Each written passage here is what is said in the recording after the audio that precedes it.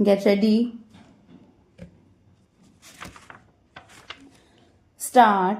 I recall how, after years of struggle and suffering, India has won independence and shaken off the foreign yoke.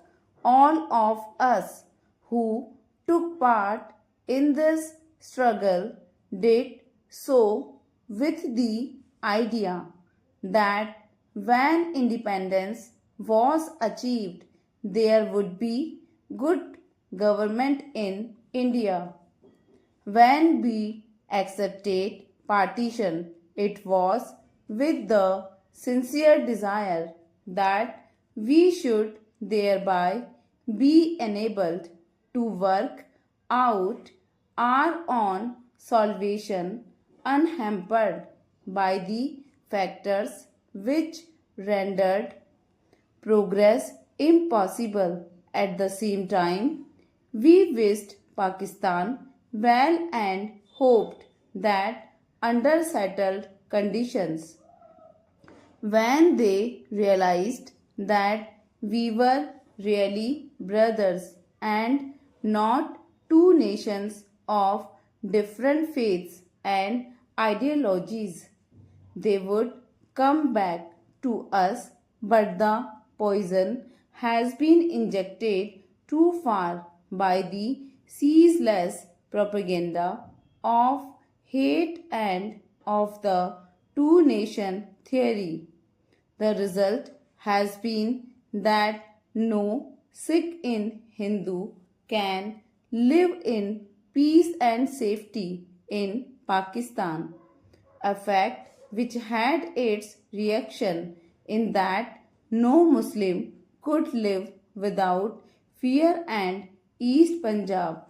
Nevertheless, we have to so order our conduct that no further religious quarrels taint our history. We must all live in amity and goodwill and must not tolerate Gunda Raj, which is being perpetrated in various areas owing to the spirit of lawlessness which the last few weeks have generated and promoted.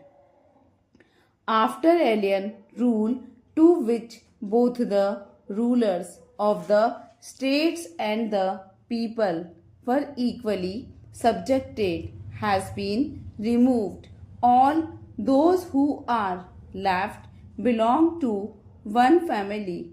There can therefore be no quarrel with the princes. They are ours and we can make them understand and appreciate our point of view. But before you can make them understand and ask them to relieve themselves of the burden which they are shouldering, it is your bounden duty to make yourselves worthy of taking over those responsibilities. It is not enough to ask for responsible government, you must know how to digest it. No government can function without popular support. Their two states are living examples of how, in the fitness and fullness of time, popular unity and strength had made the rulers part with power. This shows that we must change our method to suit the new circumstances which the departure of alien rule has created. I myself took part in many a fight with rulers in the past, but I always told them, and my struggle was not with the rulers as such, but the days of vilifying princes, calling them names, and maligning them are gone. It is not only a waste of energy to concentrate on them, but also needless irrigation in a profitless undertaking. Our methods now have to be guided by a more friendly approach and a spirit of understanding and goodwill.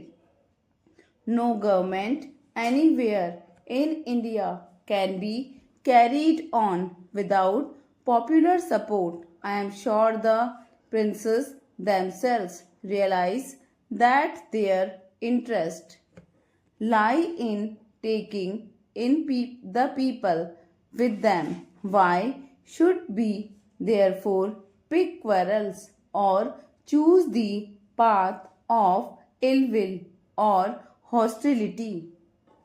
I appeal to you to cultivate a proper sense of moral values. I ask you do a little heart searching. We can only advise you, but you can act on that advice only according to your capacity. If you are selfless workers, you will get your reward.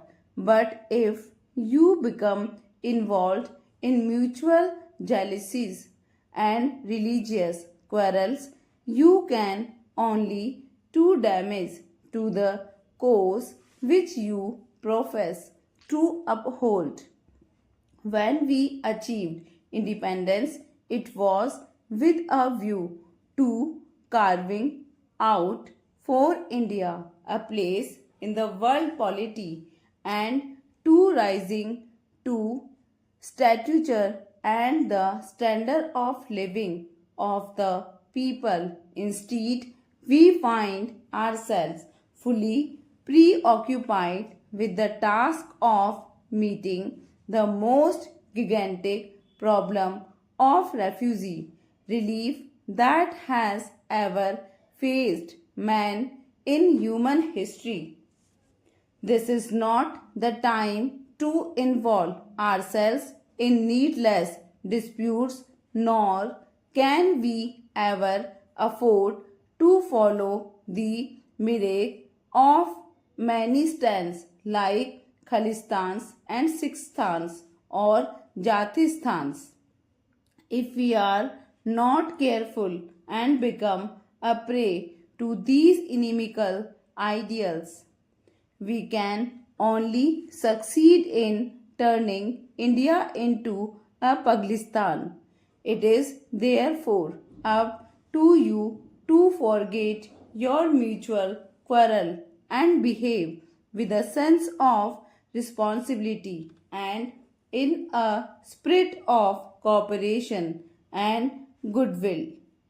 We have formidable tasks before us, attacks on railways, looting, and the part which sometimes even the military and the police play in such incidents merely show that we are face to face with moral bankruptcy, which, if not checked, must mean downfall and ruin. Remember, if a hungry man dies of starvation, he dies without a stain on his honor, but one who steals to feed himself virtually suffers from living death. He has not followed the path of